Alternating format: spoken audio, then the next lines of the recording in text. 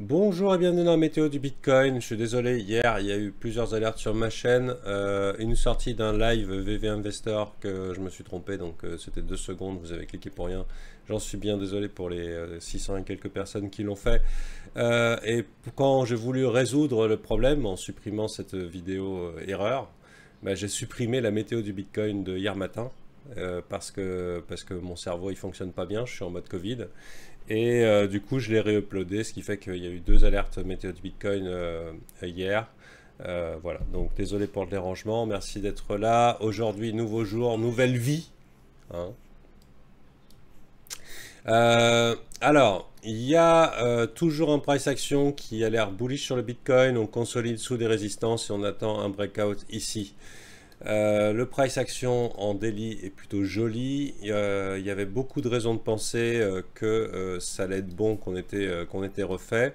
Et pour terminer, j'aimerais dire que d'expérience, le 20 avril, 420 en anglais, hein, 420, Blaze It, hein, c'est généralement un jour qui est historiquement pour moi bullish dans les cryptos. C'est en général très rare que j'ai pas envie d'être exposé dans les cryptos ces jours-là.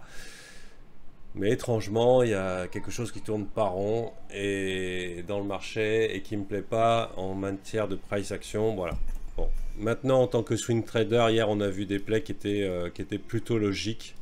Euh, qui étaient plutôt logiques et qui ont été présentés si vous les avez pas vus. Ils sont plutôt pas mal. Et globalement, c'était de passer long sur BTC et toute clôture daily sous les 40 000. Bon, bah, il faut relativement voilà, faire le deuil de l'idée. Mais pour l'instant, ça a l'air bien engagé. Et c'est vrai qu'au niveau des metrics, au niveau du sentiment, les gens ont tendance à short ce marché. Ils sont passés en mode short Bitcoin.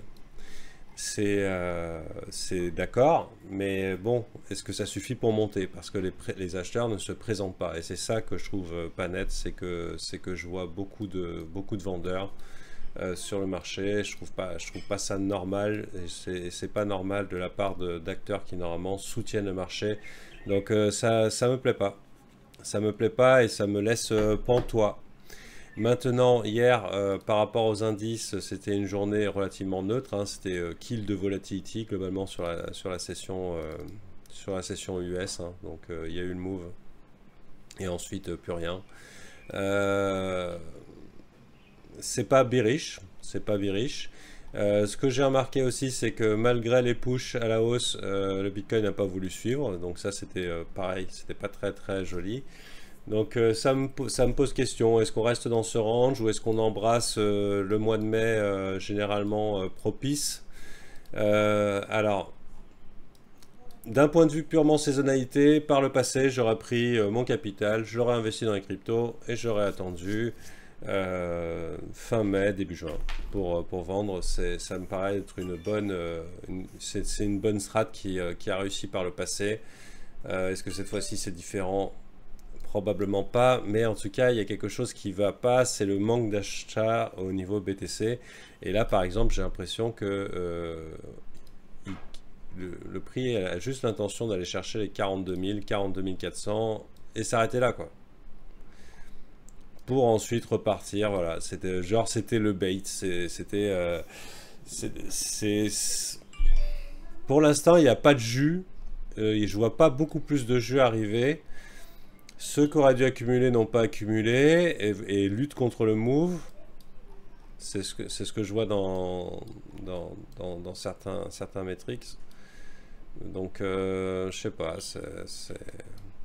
c'est chaud. Et donc, eh ben, je reste sur mon optique que ce n'est pas un holder market, mais un trader's market. Donc ça veut dire qu'il faut bien soigner ses entrées, ses sorties, qui ne sera probablement pas fait de cadeau. Il faut bien sélectionner ses altes. Quand on est à l'occasion d'être payé, se faire payer. Quand ça commence à virer du mauvais côté, larguer. Voilà, c'est un petit peu un environnement. Pour l'instant, on n'est pas encore en mode facile. J'aimerais bien qu'on ait un mois de mode facile. Si ça devait arriver, ce serait dans cette époque.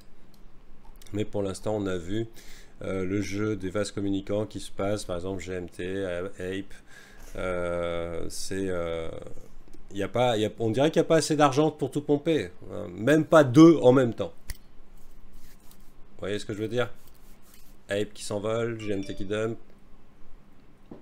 What? C'est quoi ce marché? C'est bullish ou c'est pas bullish? On a quoi? 5 cryptos qui doivent pumper? C'est quoi? Il y en a 15 000. Donc, avec un ETH qui est relativement faiblard, donc je pars un petit peu hors piste par rapport à la méthode du Bitcoin. Pour moi, ça c'est un price action super bullish. Il n'y a rien à dire. Si je tradais le daily, sans problème, je prends le trade, mais je trade pas le daily. Donc vous faites bien comme vous voulez, mais sachez-le. Dans cette zone, je vous ai dit, maintenant c'est au jour le jour. Hein, donc on oublie un petit peu on oublie les perspectives long terme. Pour l'instant, on est encore là-dedans. On est encore dans ce range. Donc tout est au jour le jour. Et c'est encore le cas. Donc aujourd'hui, ce jour, je dis on vise 42 000 et on verra. et du coup, ça reste à définir.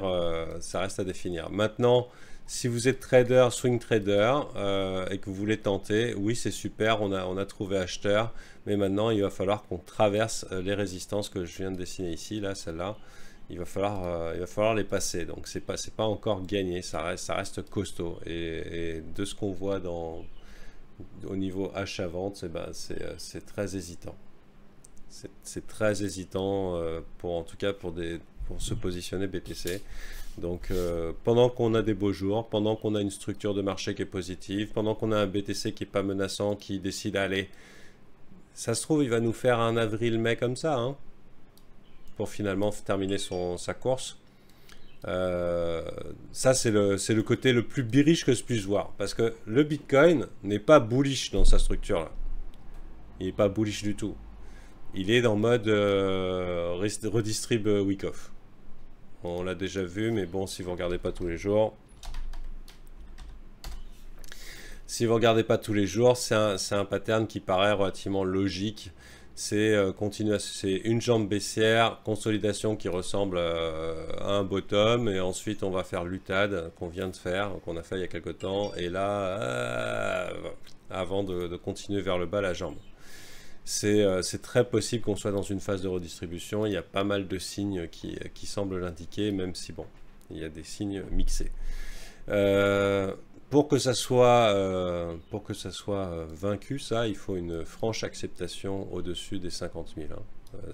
Chiffre rond psychologique, c'est-à-dire c'est pas 50 000, on est tous bullish, c'est 50 000 et on accepte et on y va doucement et les gens sont fébriles. Ça veut dire qu'ils y croient pas trop. Là, éventuellement, on annule ce scénar. Mais pour l'instant,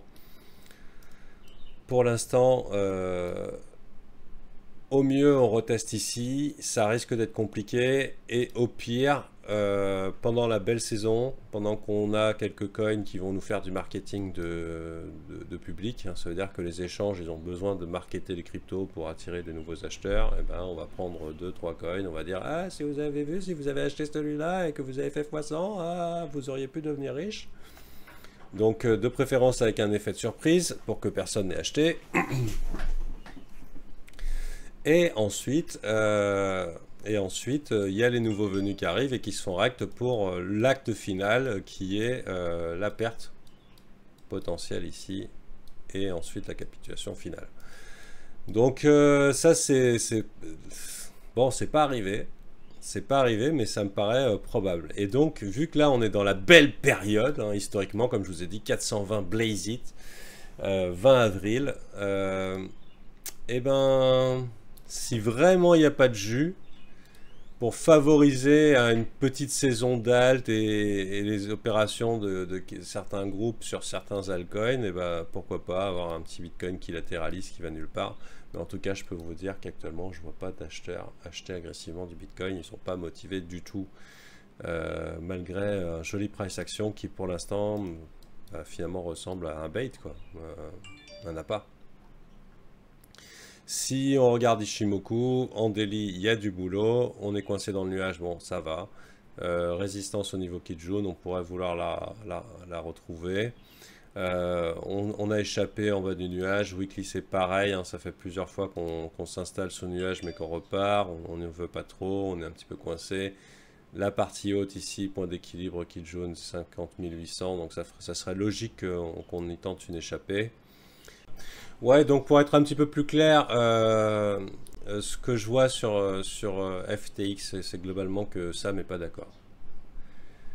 Il suit pas, et j'ai pris l'habitude hein, pour ma survie en crypto de never bet against Sam Bankman-Fried Alameda. Donc je vais pas bet contre lui et du coup je reste prudent. J'attends.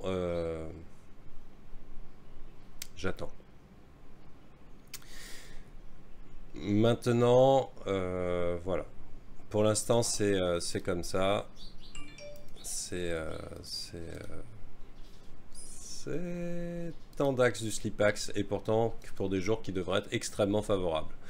Bon, après en day trading, il y a de quoi s'amuser. Bon, ça c'est un price action qui est très très joli. Si on voulait être bullish un 20 avril.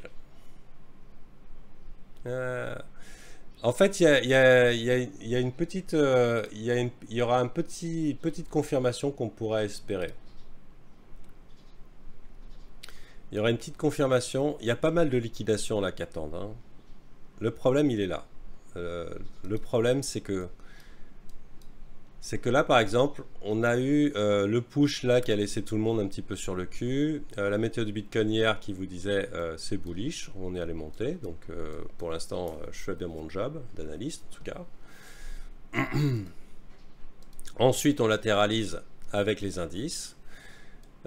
Ici, on pointe une petite structure range bullish et tout. Et on a encore des liquidations qui attendent, des liquidations immédiates qui attendent dans les 42 000. Et le problème, c'est qu'on a laissé le temps de décanter l'idée. Et qu'il n'y a pas de choc et stupeur. Il n'y a pas de... J'ai bien l'impression que quand on va aller chercher là, il y a tout le monde qui FOMO.